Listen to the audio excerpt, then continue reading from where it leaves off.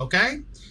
All right. So today, we're going to talk about, I said, one of my favorite topics. And that is time. Time. Tick tock, tick tock, tick tock. Right? So,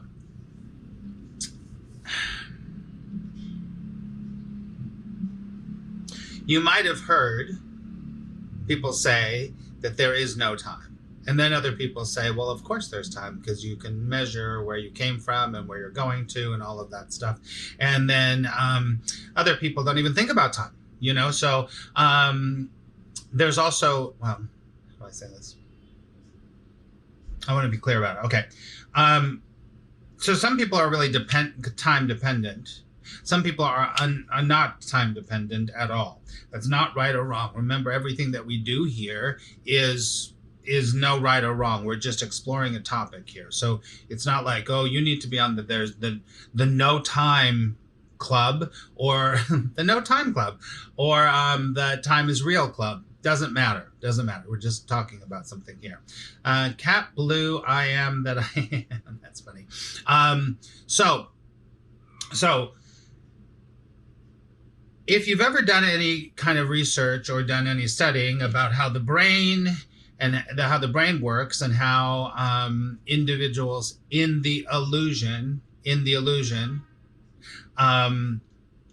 deal with memory and look at time, it's very fascinating. It's very fascinating, right? So, good morning, Fleda. So, when you look at those studies, and people have studied how memory works in the brain, is that they say basically, listen, I am just, don't quote me on this, but I'm just thinking about all the stuff that I've read, is that basically you don't even really remember even, and this is a high percentage, a third of what you think you remember. So what you think you remembered is not even what was real. Right? So memory is a very interesting thing. Memory has to do with time, right? So you remember what happened before. So the brain is like going, oh yeah, I remember when I was 12, I had that party, blah, blah, blah, blah, blah, blah, blah. So you remember that party, and then you remember your experience with it. This is not even to mention the Rashomon effect, is that it's only your experience. You know, when your mother was at your party when you were 12, she had a whole other story. Right? So there's her story, there's your story, there's your cousin Jane's story, there are people that you don't even know's story about that party when you were 12. So there's all these stories about that party, right? Which story is true? Well, from the brain memory studies is that at the most, a third of it might be true. Because as time, you move further away from the thing, the more that the separated self, the egoic mind, fills in the gaps. So, for instance, I'll just say this. When I was very, very, very young, I almost died quite a few times, but that's okay. It's a whole other story. But I was very young, and I'm 59. I'm 59. So when I was really young, I was probably 3. Back in those days, we didn't have those. We had floaties, but we had these styrofoam eggs. Is anyone old enough to remember that? There were styrofoam eggs, and there was like a little seat belt around it when you went swimming. So when you went swimming, you put a styrofoam egg on with like a little seatbelt on it, and it kind of held you up, right? So if you didn't swim. So does anyone remember those? Anyway, but I was at my grandparents' house. I was swimming, blah, blah, blah, blah. And unbeknownst to me, the little seatbelt thing unhooked. And I was like, woo, down to the bottom. I didn't know anything was wrong. And I was standing on the bottom of the pool, just looking around going, oh, okay. what's going on? I just didn't even know. And but what I did see was, I remember this very clearly, and I don't even know if this is the truth. I know it's the truth because my dad tells me. My dad jumping in the water in his whole work clothes. At that time, people wore suits and ties and everything to go to work.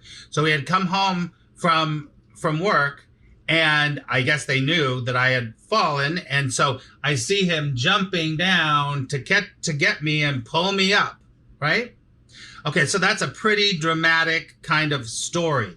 That story, I mean, there's more to that story, but that story, only possibly a third of that is really what happened, is what really happened. My dad has a whole other story about what happened.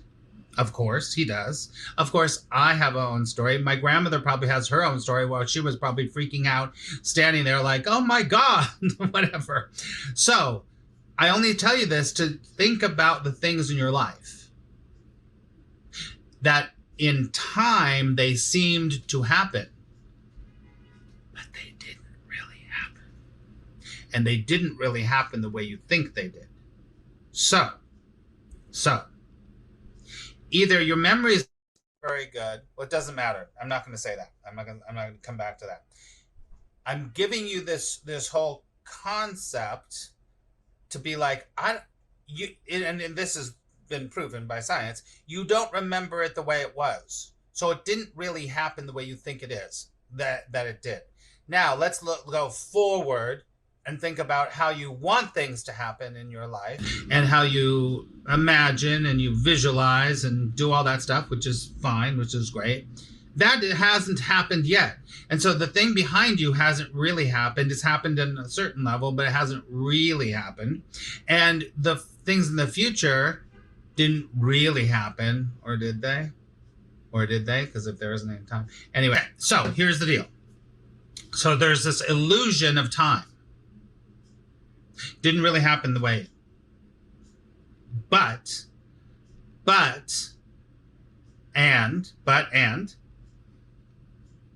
obviously, I didn't have gray hair when I was, when I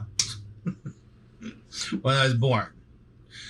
There is time in this space and time continuum. There is something called time in this space and time continuum. Obviously there is. Otherwise, there wouldn't be things eroded. Otherwise, your knees wouldn't go bad after you're 80, whatever happens to be. There is time. There is time in this space and time continuum, right? So there is time in this space and time continuum. Here's a question. Is the gray hair time, let's call it the gray hair time, the gray hair time, is that real? Or is the memory time real? Or is either of them real at all? Why can you have gray hair and you still feel like you're 20 years old? Why can you, right? So there's a gray hair time and then there's memory time. So much of this is very important because everything is relative. It's all relative. It's all relative. Now, I wonder that every day when I look in the mirror, exactly, is that real? Is that real? So here's the deal. Everything that we talk about here is meant to open you up about whatever it happens to be that you're believing in, right? So in the space and time continuum of the separated illusion, this is the separate illusion. The separate illusion is the world of this and this and this, right?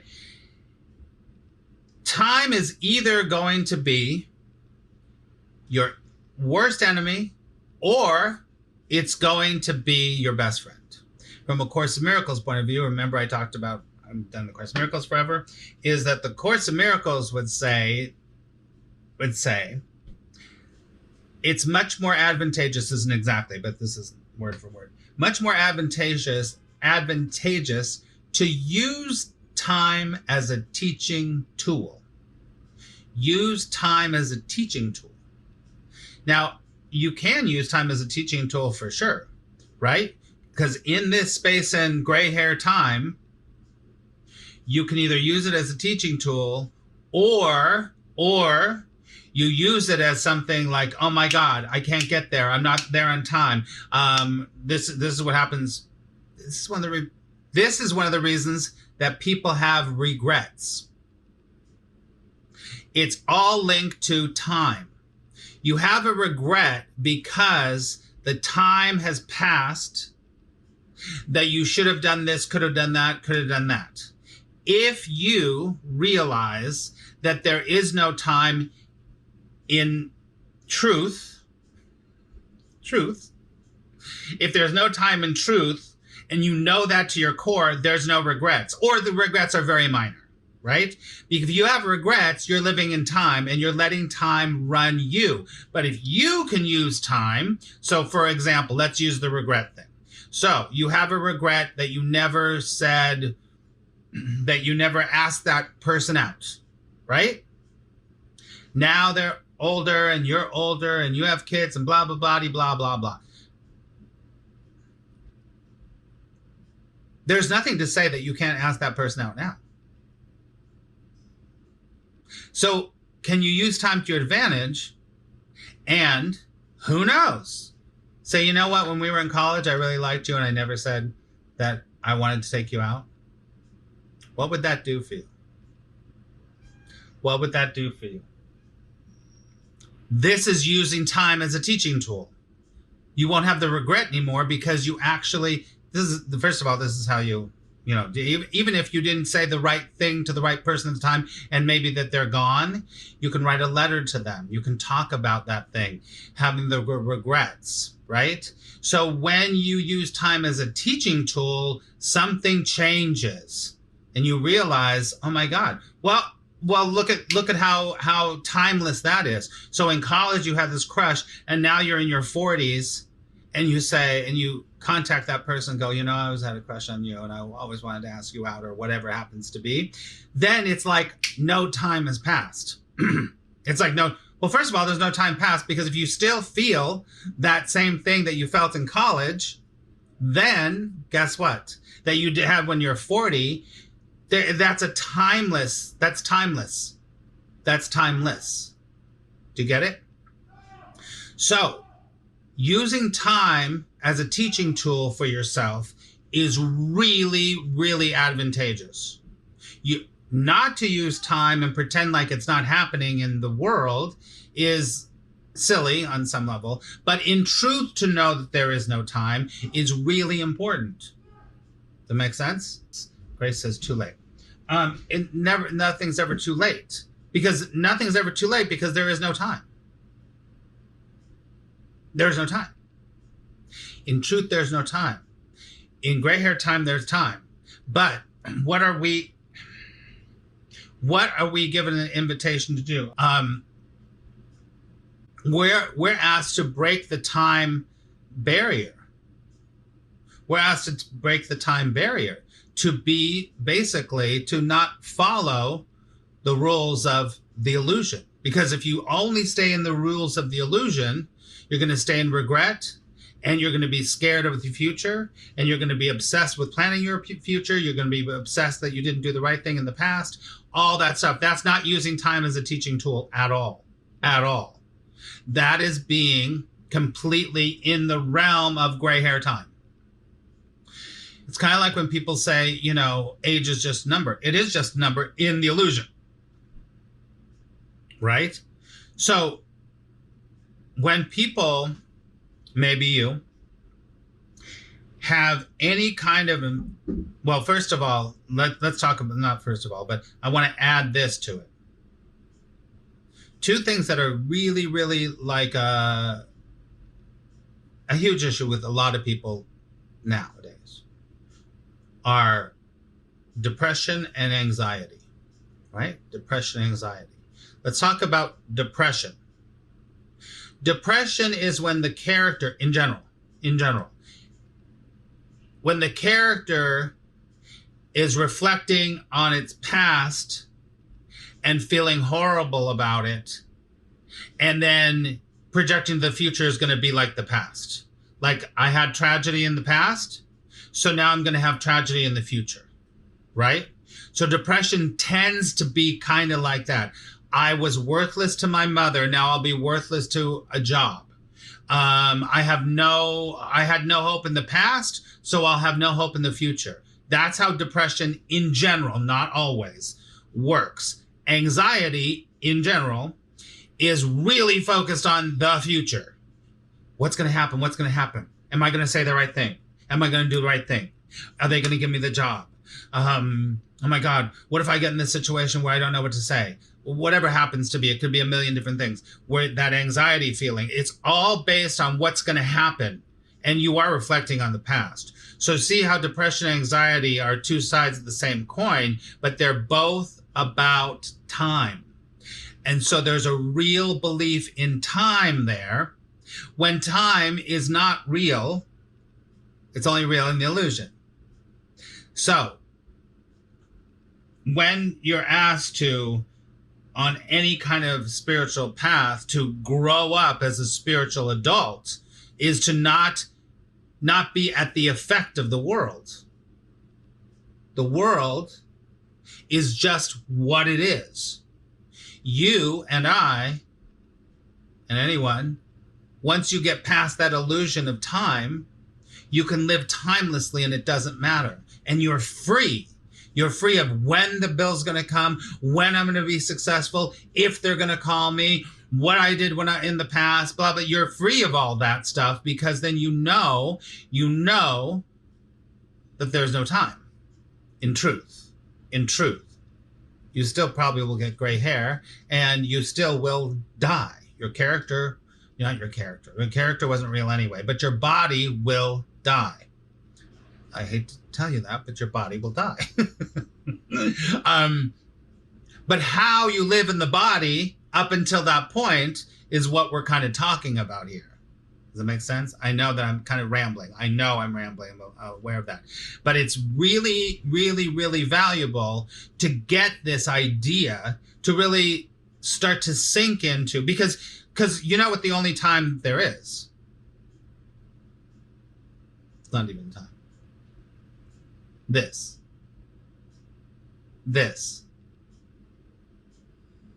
That this I just said is over.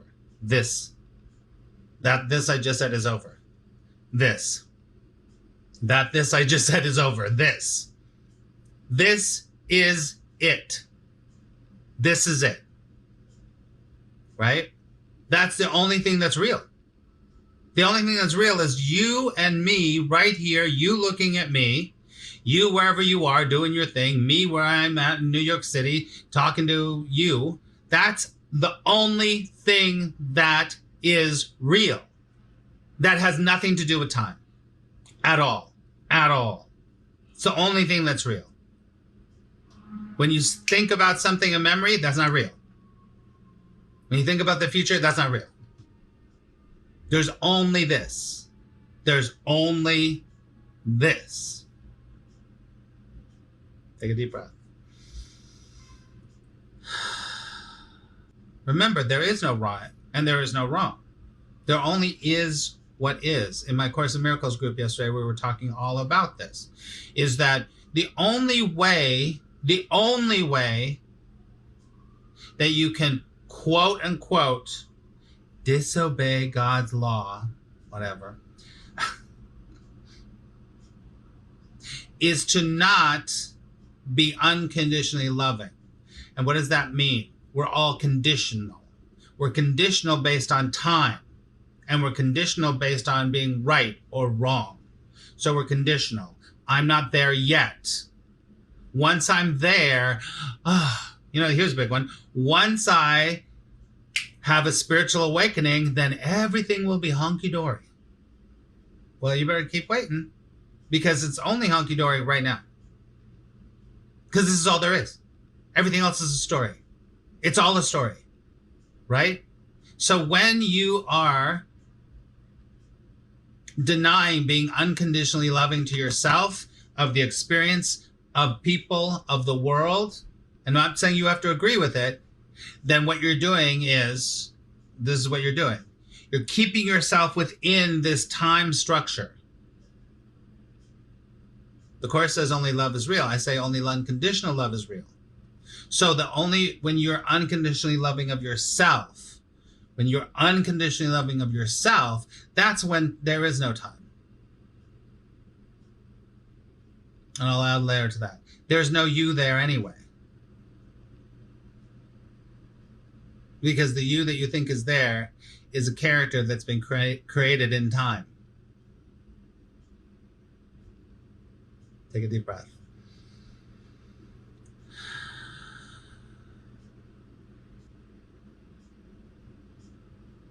Bethany says, this is a tricky concept when we all grew up on a school schedule, take history classes. And I'm a history major. No, listen, first of all, there's nothing wrong with the time in the illusion.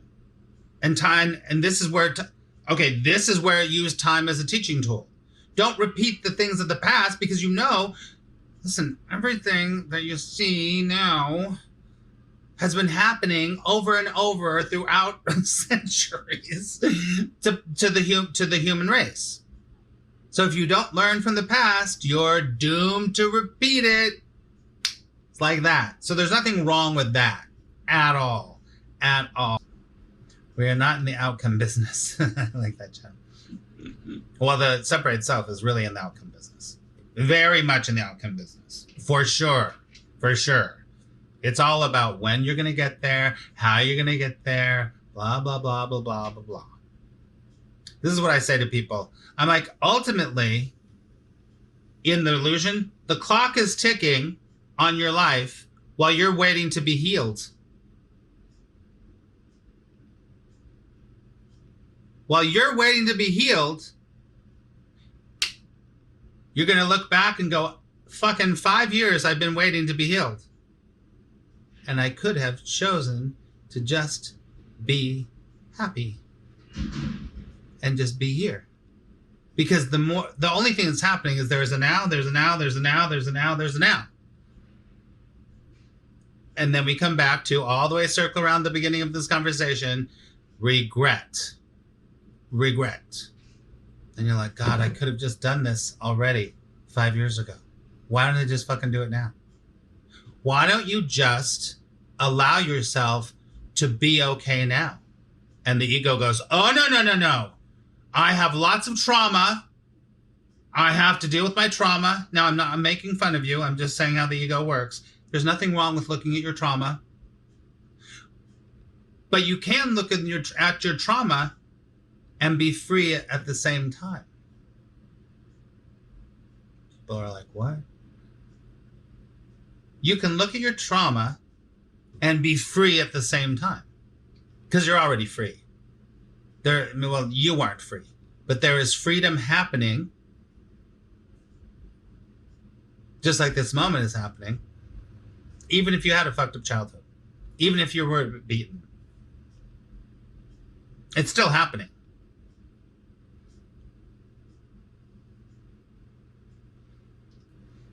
When you get this concept that we're talking about, I'm telling you, you're going to look at your character very differently, and you start to look at the world.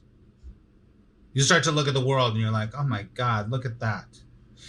You're waiting for your parents' approval before you love yourself. You're waiting for that boss to say the right thing before you believe in yourself. Does that work with the clock is ticking on me getting money? Oh, yes. Oh, yes. That's one of the biggest ones, right? People are like, they build their happiness, their freedom around when they get the money. Now, of course, in the world, there is practicalities about money, for sure. But most people, I am not being cold about money issues because people have money issues. But to make money your God, that you're not going to allow yourself to be happy or whatever until you have the money is one of the biggest tricks of the ego of all that the ego's got going.